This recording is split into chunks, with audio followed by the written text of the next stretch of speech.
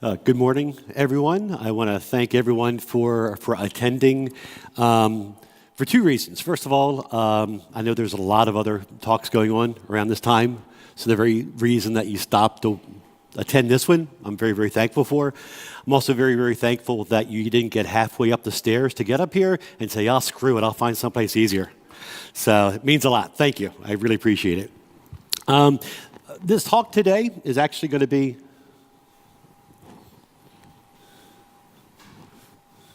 about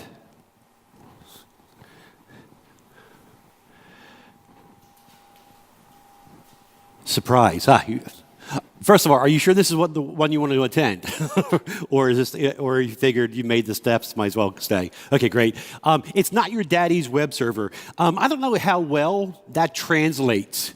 In the U.S., there's this idea that something old. For example, let's use a car, like a Ford car. Think of it as old, slow, very inefficient, dated, very oldly styled. And so usually you'll see manufacturers say, "Oh, this isn't your daddy's Ford. It's not what you expect. It's not what you remember. It's not that old thing. This is the new thing." So that's what I'm going to talk about, the Apache web server, okay? The Apache web server has been around for an extremely long period of time. So there are a lot of preconceived ideas about the Apache web server that I'd like to clarify to make sure everyone is up to speed on what's really the reality of the Apache web server, and to really give everyone the kind of information they need to really be able to pick a really good solution for their web server. A little bit about me. I helped co-found the ASF and been on the board of directors up until I decided not to run anymore for the last 19 years. I still consider myself a developer at heart. I was actually, and still am, one of the core developers of the Apache web server. So the reason why we're going to be talking about what's new in Apache 2.4, and the reason why I have this slide up here is that Apache 2.4 has actually been out for several years. It's not a new version of Apache. We've been adding newer and newer features to it. So, which is, on one hand, kind of good. On the other hand, kind of bad. People still think of 2.4. It's been out for a while. You must not have done a lot of work to it. Okay, and that's certainly not the case. We've been adding features with every point release and things like that. So the 2.4.3.3 that's available nowadays is very, very different from the 2.4.10, both in performance, capability, and stuff like that was released years ago. Some of the preconceived ideas about the Apache web server nowadays is that it's slow. I can't tell you how many times I still see performance data and things like that where they say, with Apache, you have a single process for every request coming in. That has not been in the case for decades. Now, if you want that, if you want Apache to serve requests in that way, you can certainly have Apache do that. You have that freedom, you have that flexibility. But it hasn't been the sole and the preferred way of doing web services for a long, long period of time. Another preconceived notion is that Apache is too generalized. Again, there's this saying, it includes everything, including the kitchen sink. Everything you could possibly think of to do with a web server, Apache's inside there. So it's kind of complex. It's too generalized. I will say that Apache is generalized, okay? But it isn't complex. You can make it do what you want it to do, but it's also very, very simple to have a very lean, streamlined web server if that's what your environment needs.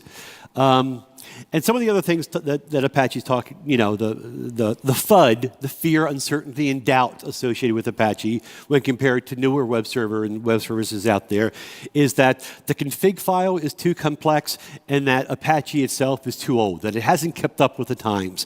And what we'll see is that we really have changed that. Those are no longer valid. When we were making the transition from Apache 2.2 to 2.4, these were some of the design drivers that were obvious that we needed to include. For example, asynchronous I/O, non-blocking I/O, the normal standard ways you think of doing high performance, high availability, we knew that these needed to be not only possible inside of Apache HTTPD, but implemented very, very efficiently as other web servers that you may be familiar of, which are event-based, asynchronous, and things of that nature. Another thing that we wanted to do is have a larger selection of NPMs. NPMs are sort of like the model about how Apache handles requests. One of the NPMs is what was called the old Prefork model. And this was the scenario where for every request that came in, there was an actual heavyweight process, a Unix process, that handled that request and that response.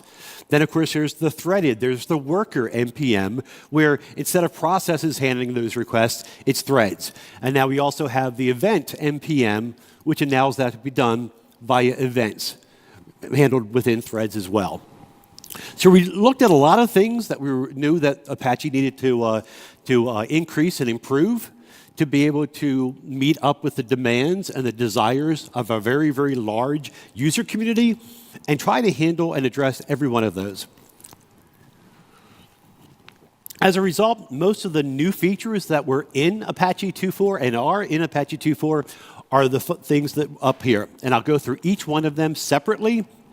The very, very first issue that people talked about was the configuration. Because it was based on an incredibly old version of a web server from the 1990s, it's sort of like this hybrid XML-ish kind of configuration file. It's not very simple. The grammar and the syntax is kind of strange. It's not clean like JSON or something like that. So we spent a lot of time thinking about how can we improve that without rewriting the configuration file format from scratch, which would make things very, very difficult for people who are upgrading from older versions to up. How can we improve it? How can we make it easier? Well, one of the first ways we thought about is that there are a lot of cases inside your configuration file where the configurations of things like virtual hosts and things of that nature are very, very similar. Things that are really well tuned to sort of like a template-based configuration file format. So instead of having to cut and paste gobs and gobs of these sort of like virtual host containers and go in by hand and hand edit, the server names or the document roots and stuff like that, wouldn't it be great to have just a template, a macro, like a CPP macro program that enabled you to create this template and then create virtual hosts that say, hey, use this vhost template and use example as the name and example.com as the domain. And Apache will make that easier for you. The really interesting thing is that this was something that I actually noticed and promoted back in 2000. It's sort of like one of the first ApacheCons out there because I thought it was such a great feature. And it was actually really, really nice that the original author, after doing tons and tons of improvements, decided to donate this to the ASF. So this is now a module that comes along for the ride when you download Apache. Another thing that we knew people wanted, and desired was sort of like the dynamic configuration. You want the configuration to change at runtime. You didn't want to have to, for example, when things change the configuration file, hand edit, and do a graceful restart. You wanted the configuration to be dynamic and to be able to handle that.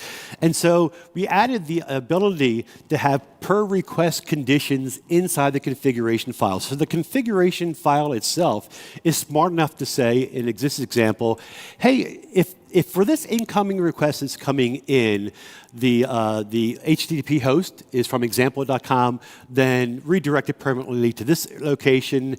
If it's this host, then do it to something else. This was all something that you could do in mod rewrite, for example, which was sort of like the Swiss Army knife of modules. The problem with mod rewrite is that the syntax is kind of ugly, and it is very slow. And it was very, very difficult to change the context switch in your head when you're doing normal, traditional configuration file formats inside of Apache and moving into this hybrid language that mod rewrite used. So this is a very, very nice, clean, easy way of adding some dynamic runtime configuration changes inside there. And you can actually, again, we have a different way of having template systems inside there. In addition to mod macro, we have another defining area inside here, which allows you to change the configuration depending on how Apache is up and started and things of that nature.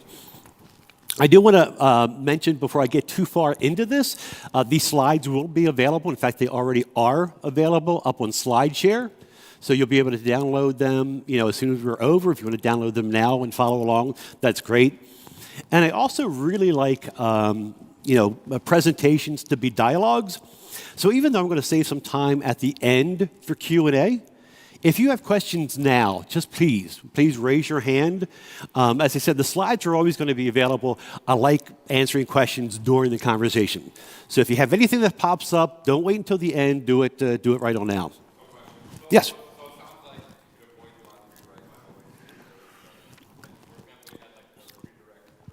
Right. Yeah, the question was if you can avoid mod rewrite, do so. And that's always been the case. And in fact, what you'll see is a lot of the changes in the runtime configuration is to enable the same sort of capability that mod rewrite has, but in a much more user-friendly way. And Rich Bowen has actually a book on mod rewrite because it is very, very complex and it is very, very slow. But there are some things you can only do inside of mod rewrite. But for normal, typical use cases, really doesn't make sense to have something that heavyweight on something as simple as the things that we were talking about. Okay? Another thing that we got rid of, and it'll be one of the first things that you bump into when you upgrade from 2.2 to 2.4, is the name virtual host command, which was a signal to Apache that, hey, all these virtual host containers are actually named a virtual host. They actually have the exact same IP address. They just have different host names and domain names associated with them. That doesn't make sense anymore. There's really no reason that you need to tell or trigger Apache to do that. Apache is smart enough to notice that. So we got rid of that parameter right there. When you start Apache, it will come up with a warning that says, hey, this has been deprecated, but it'll still run. It's just a notice for you to change your configuration file that has to happen. Some other things that we added in to make things like easier for the system administrator is, first of all, we have a general expression parser, which I'll talk about a little bit later on. We saw a little bit about that in the runtime configuration. This new if command line structure uses general expressions and regular expressions, and so this parser is what allows us to be able to add these kinds of capabilities inside there. Oh, I must have missed another one. I did if. That's the define. Yeah, for some reason I must have missed this slide. Sorry about that. Another thing that sometimes came up is that you always had the ability to tell Apache how long to wait for an incoming request, either an original request or a keep alive request, how long to you wait until you flush the socket and stuff like that. That was very, very not very granular. It was one command, one timeout for everything. That certainly didn't make a lot of sense. So we actually have a new module out there that allows you to say, wait this amount of time for the first byte, or the first packet of information. Wait this amount of time for the first, HTTP request. Wait this different time for the next keep alive request. So you have much more granular control, finer control over these timeouts. This is great for things like the old Solaris, leaking denial of service attack, where someone would send out, 1 byte of data and then wait, a minute, and then another byte of data. So as far as Apache was concerned, it was just a really, really slow request. You can now nip that in the bud and protect yourself from these kinds of things out there. Another cool thing is that in logging, we've always had very, very intense and deep logging capability inside of Apache. We realized because the reason why we were developing the web server is that we were web server administrators, web server users, and of course, whenever anything gets wrong, the first thing you want to look at are log files to find out what's going on. So we had the capability to have really, really detailed logging. Unfortunately, the problem was that it was all or nothing. you would have one single log level that said, hey, I want you to be very, very verbose. The problem was that it meant that every module, every capability, everything that wanted to log something was logging at that level. So if you were having issues with SSL, for example, or mod rewrite, or authentication, okay, and you wanted to see what was going on in that particular request response time frame, you would bump up the log level to something really, really verbose. So you got a lot of information, but then you had to sift through this huge log file just to find the points that referred to the module that was acting up for you. Well, we've changed that, and now you can just say, hey, okay, for SSL, I want this log level. For authentication, I want this log level. So again, it provides you more opportunity and more control over the verbosity of the log levels inside there. And we actually have even more detailed logging as well down at the trace level. Okay, I did skip that one. I talked about all of the things on the slide except the very, very bottom. One of the things that used to be, again, with Apache 2.2, was that we had support for different NPMs, the Prefork model, the worker thread model, but you had to build the full binary to use that NPM. So usually, if you were building a module, you would have, one complete binary just for, a HTTP/Prefork. That was your Prefork version. And you had a whole separate binary for the worker scenario. That didn't make sense. We wanted you to be able to use and load in these NPMs the way you load in modules right nowadays, just with a load module. Configuration directive. So that way you just have one binary and you can pick and choose which modules to pull in. So that's something new inside of 2.4. We also realized that a lot of the authentication authorization techniques in previous versions of Apache were kind of complex. It's really, really hard to do that simple, because on one hand you want to have enough granular and fine-tuned control over who has access to what. So it's very difficult to do that in a very, very nice way. And I think with every minor release, we've kind of like added new ways of doing that. We think this is probably the easiest way of understanding the control mechanism. Whereas before you would have to have, access, require, deny, acquire, access, things like that. That made things difficult to understand. Instead, we just have a basic idea that require. Okay, to have access to this, you are required to be in the group admin. For any requests that are coming in for, www.docs, for example, we require all of these conditions to be true. We require that the person be in the alpha or beta group, but they're not in the group reject, and things of that nature. So it makes things a little bit simpler to come up with complex authentication authorization mechanisms. But we also did realize that sometimes it takes a lot of time and resources to change those from the old format to the new format. So we actually have a module that allows you to continue to use the old, deny and allow syntax in 2.4. But we do encourage you to bump up as much as possible. Apache has always excelled at having, internal server-side language support. So mod Lua is now, Sure.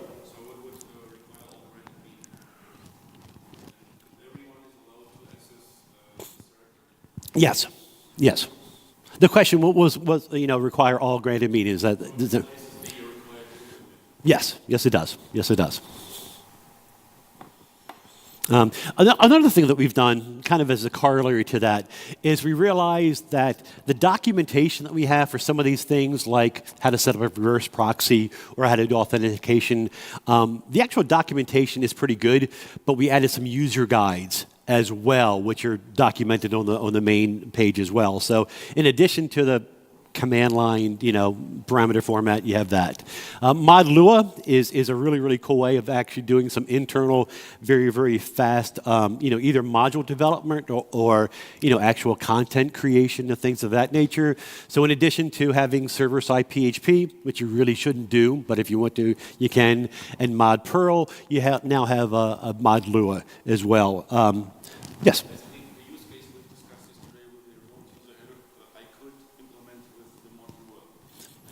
Yes, we were talking yesterday about a specific use case, and we were talking about ways of doing some kind of, incoming request handling and some authentication and passing information between Tomcat and Apache and Mod Lua, because this is actually down at the server API level.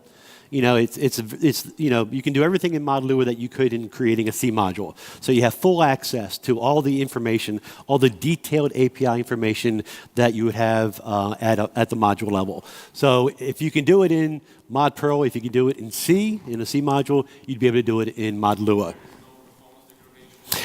There's no performance degradation because Lua is incredibly fast. It's a very, very lean language. It's a very, very fast language.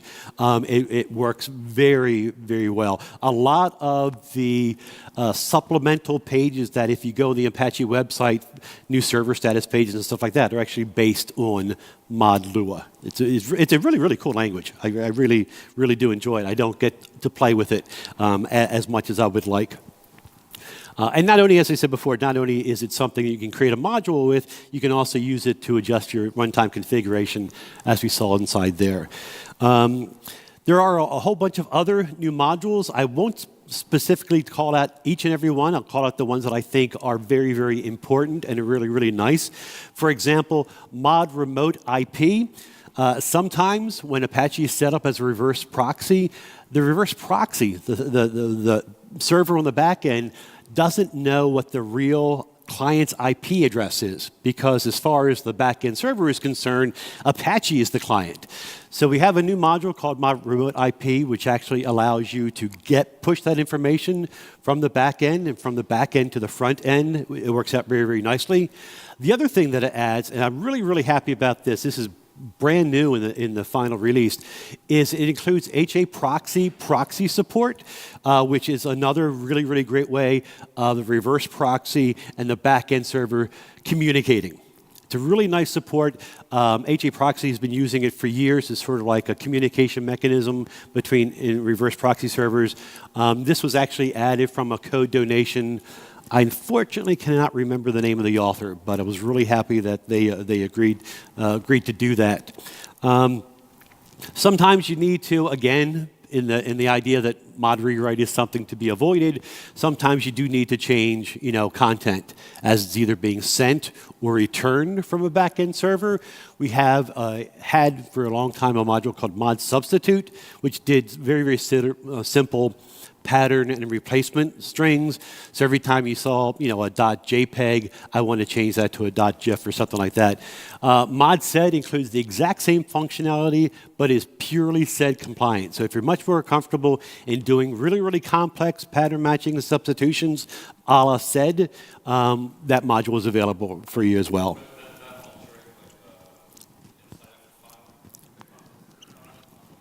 What it does, it changes the content on the wire. So say, for example, really, really simple example, you had a server, you were generating content, and it was, the best scenario is that you're operating as a reverse proxy server, your backend application server is sending data, and you now need to have that data point to a different URL space. Okay, it's very, very difficult to change the application that does that. You don't want to change anything at all on the application server. So what you would do is use either mod sed or mod substitute to, as it's being sucked in from the backend server, but before it goes to the client, I take those bytes, look for whatever string it is I want to replace, and change it out. So it's basically done on that. It doesn't change what's on the file per se. It changes what goes out or comes into the wire.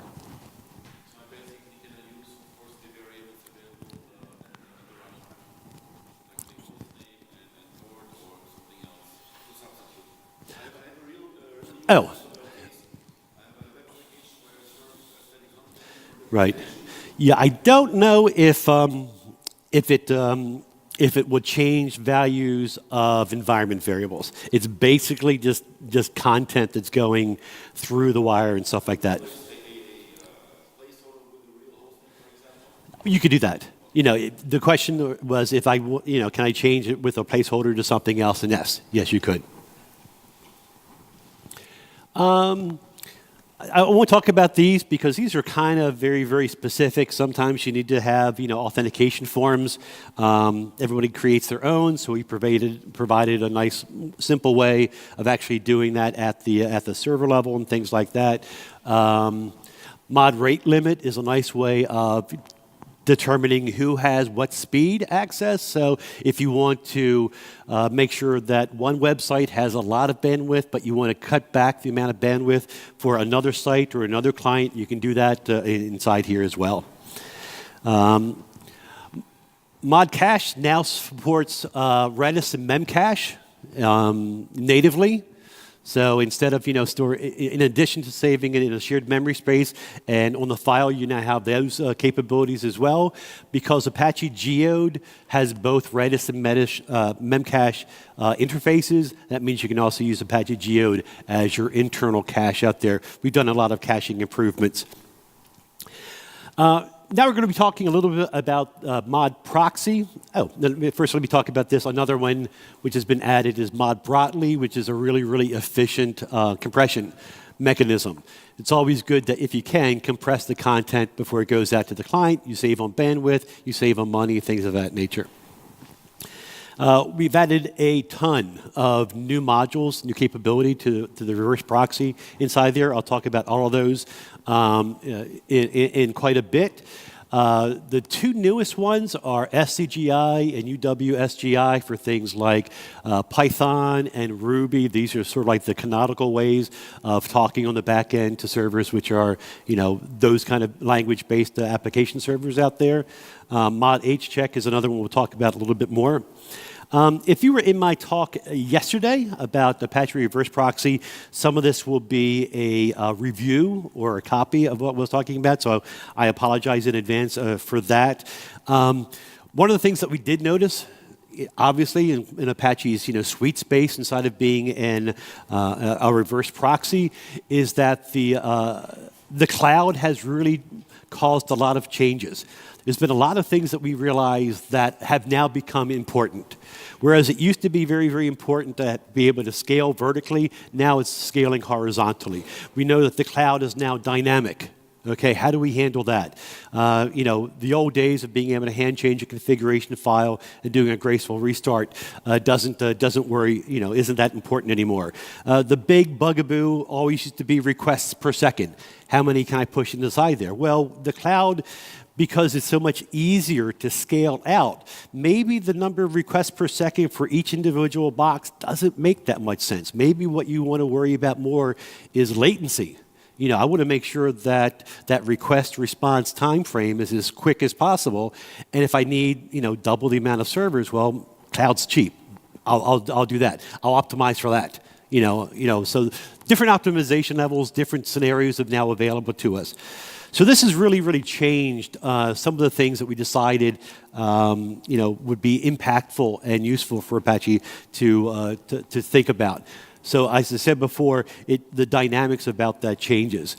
And especially in a reverse proxy kind of scenario, being dynamic helps that as well, because the cloud is a very dynamic place. You want it to be self-aware. You want the reverse proxy to be able to take care of it. So we spent a lot of time, and I guess if there are two areas where there have been most of the improvements and the enhancements inside of Apache 2.4, it's been in the proxy and in the actual performance capability itself. We added a lot of features, a lot of capability to mod proxy, fast CGI, SCGI, WebSockets. These are all features that are really built to optimize the communication between the all. For anyone who's using PHP and PHP FPM, our fast CGI is now fully compliant. We worked very, very hard to make sure that all the information that's coming through is correct inside there. So other things that we talked about and wanted to add to it, and I'll talk about all of these things specifically. I think one of the coolest features that we added, it's relatively new, I guess in the last 4 releases or so, is the ability to have dynamic health checks on the back ends. Now, you could always configure Apache that right before it would send a request to the back-end web server in a reverse proxy situation to do a very, very quick, hey, are you there? Are you up? before I send you a request, which was nice, which was useful. But sometimes you would want that to be done dynamically in the background. So Apache would always be testing those back-end nodes to see if they're awake and alive. So we added this feature inside there, and it adds a lot of capability, a lot of different ways of having these health checks. For example, if all you want is a real quick server check, make sure that the server is up and active and responding on the network, you can just basically say, hey, do a quick TCP IP ping. It's fast, quick, easy. Of course, doesn't necessarily mean that the web server or the backend server is up, but at least you know the server is up. So sometimes that's all you really need. Another way of doing that is saying, hey, I'm going to go and do a quick ping pong on the actual web server. And the options, command is the default canonical way of doing that. It's actually part of the HTTP spec, is that it doesn't, it's a very, very quick way of saying, hey, I know your web server is, are you up? Are you able to handle requests? And you send an options command to it, and it says, yep, I'm fine. That's great. So that's a really cool way. Sometimes you even want something even more important. You want to be able to say, not only is the web server up and running, but what's going on? You can even, for example, do a full GET request on a page and parse that page to see if there's, hey, the example I'm looking at right here is, this is an expression right here. The expression is called in maintenance. And the maintenance is basically saying, look at the body of the response that you're getting back from the backend server, and is there a string that says under maintenance on that page? And we're using that method to check this particular server right here. The best way to see if www.example.com is up and running is to send a GET request to this URL, status.php. And status.php is a little application that says, hey, this is a PHP application. What I'm doing is checking to make sure my MySQL connections are okay. If I detect something's bad, I'm going to create this default page that has the string in maintenance inside of it. So what's going on is that every 3 seconds, 4 seconds, whatever your parameter is, it'll check that back end using a GET request, check the page, check to see if it's under maintenance. If it is under maintenance, it will automatically and dynamically take it out of rotation. This one's doing it with doing a simple head request, and this is just doing a simple TCP IP check. So as in-depth or as detailed as you want that dynamic check to be, you can have that. I'm sorry?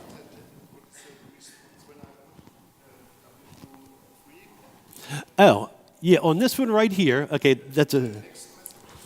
TCP, it basically just uses the socket ping. It's at the very, very level. It basically just goes and tries to do an open on the socket.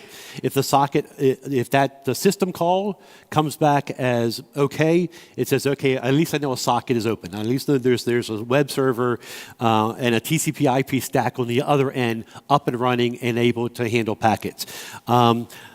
It doesn't mean that the back server Apache is up and running or the back-end server Tomcat is up and running. It just means that there's, a server ready to handle packets and things like that. That's just one of the ways of doing a quick check. Yes?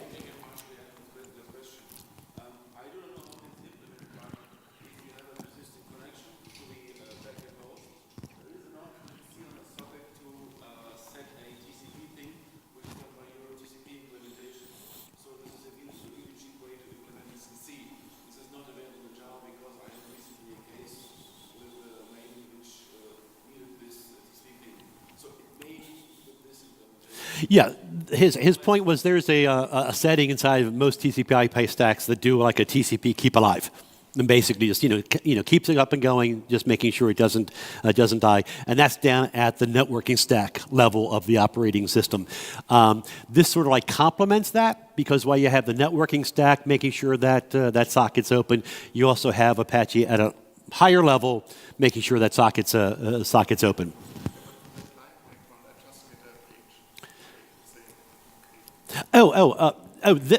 These are all done externally. These are just, this basically just says, I think I see your point is that you're asking what happens to the client if he happens to get to this thing? Okay. The client who's making the request, whose request gets forwarded to WW3, the request is handled as it normally would be. This is all done by a separate process running alongside Apache. And it's only there to see, hey, are you up and running? Are you up and running? Are you up and running? You know, independent, but in parallel with Apache's normal reverse proxying handling. Mm-hmm.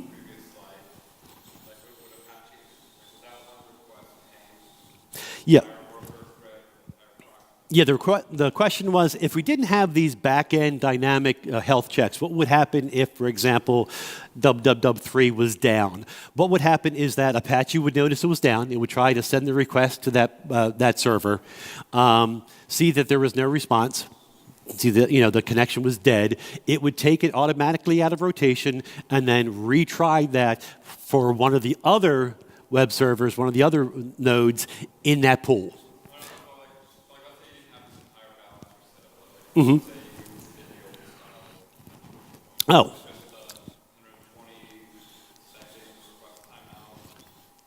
Oh, the question was, just say you didn't have any kind of failover and the back-end thing, yeah.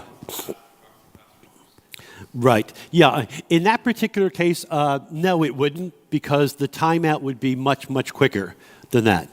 Apache wouldn't be waiting for a long period of time, because the timeouts really only take effect when Apache is waiting for information that it thinks should be coming.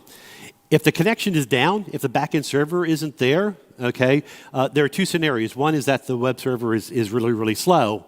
And so Apache is waiting for content to be coming back from the web server, from the backend web server, and then it would wait for whatever the timeout is set to. Because as far as Apache is concerned, that backend node is up, is alive, and I'm just waiting for it to send information back to me. It could either be slow, it could be generating a lot of content. I will wait however my backend, rest timeout is.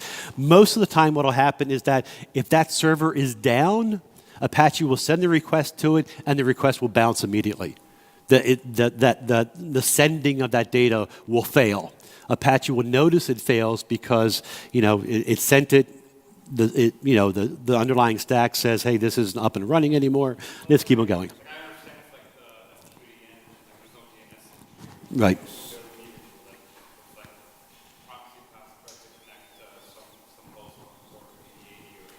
Right.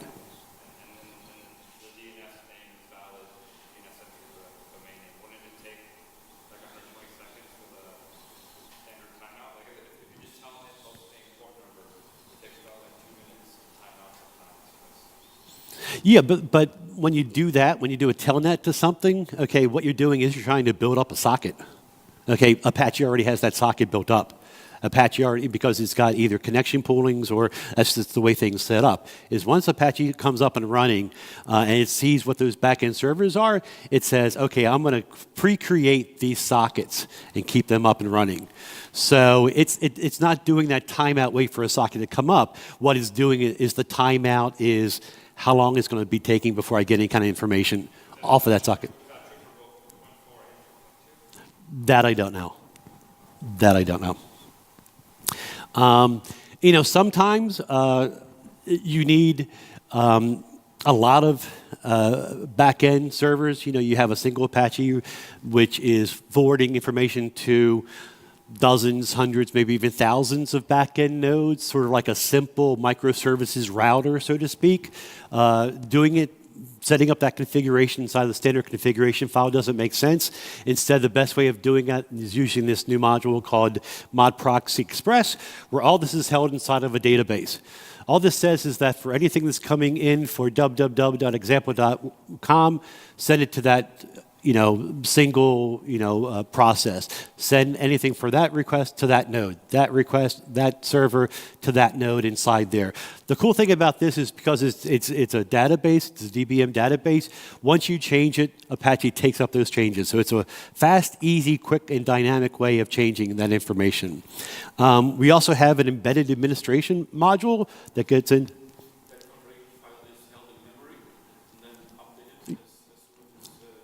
It's held in memory, and as soon as the databases change, it gets changed inside. We have a way of changing all of these proxy path parameters dynamically. I want to do a quick demo of it, and I've learned enough not to do real live demos. So basically, this is a standard page that says I'm looking at this balancer set, and these are all the nodes inside this balancer set. I'm changing one of the parameters, this node right here, from being enabled to disabled. I'm changing the load balancing parameters to by request, and as soon as I hit submit, Apache immediately changes its configuration, its runtime configuration for that to happen. I can even add new nodes that Apache wants to talk at on the back end by this interface. Even though this example is using a web form, you can actually drive it by curl or wget. It's all RESTful interface. All we're doing are get and post calls to Apache web server. So right here, I created a new node. Once it's created, it's automatically disabled. It takes a specific point for you to actually enable it. And this stuff actually persists across depths of Apache. So as you see, we did all that stuff. I stopped Apache. Apache is dead. You would expect those dynamic changes to go away, to have to redo it. But actually, once Apache comes up, all the changes that we dynamically made come along for the ride. So there's absolutely no issues with even losing that information once Apache comes up. The other biggest thing is the amount of performance inside here. The next couple slides are all kinds of graphs and charts and stuff like that about how fast Apache is with requests per second, latency, things of that nature. Everybody asks about HTTPD and nginx, so I did a couple benchmarks in a reverse proxy scenario. What was very, very interesting is that, in general, the performance differences were really nil. There was really no differences at all inside of there. When you looked at the requests per second, the time frames, the latency, and stuff like that. Remember earlier I said sometimes you may actually want Prefork, a single request response handled by one particular thread. That's fantastic for really, really low latency. The nice thing about this is it's very, very consistent. So if what's important to you is low latency and very consistent request response time frames, and if you can afford and bite the bullet and go with a Prefork scenario, you get really nice, fast, and consistent performance outside there. The basic idea is that nowadays, the web servers usually aren't the slow link in the chain. Benchmarks get very, very stale because everybody's constantly improving and stuff like that. Don't trust benchmarks. Basically try it for your own self. And finally, we have full support, both at the front end as well as the back end for HTTP 2. There was something put out not that long ago, I wish I had the URL, that compared all the web servers' HTTP 2 support as far as compliance, and Apache HTTPD was the only one that was fully compliant with the spec, which is really, really nice. Really happy about that.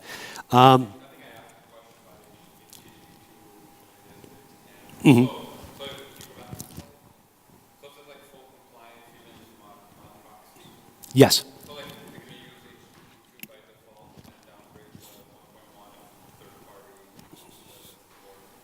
Oh, it supports it.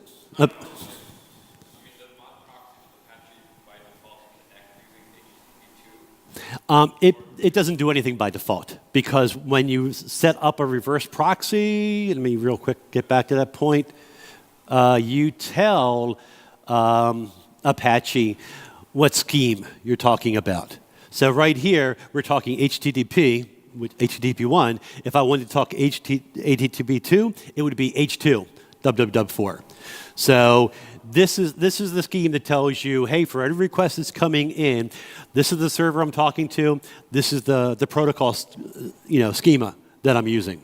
So that could be HAP if you're talking to Tomcat, HTTP if you want to talk 1.1, H2, H2C. That's where you determine it. HTTP is HTTP to compressed, condensed, I can't remember. Clear text, right.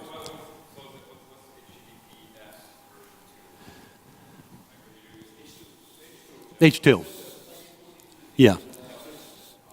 Yeah. Because HTTP2 is by default SSL. As I said before, performance is cool. Check it out. My very, very last slide is just my contact information, email address, Twitter feed, if you can follow me. And again, this is the URL for all of my slides. All of my slides are also under Creative Commons 3, so please feel free to share, use, enjoy, and stuff like that. I am really, really out of time. I sorry about that. I really appreciate all the questions or so. But I do apologize to the next speaker who has to now rush and get stuff done. So I will be around the rest of the day. I hope everybody has a great rest of the day as well. Thank you again. Long live Apache.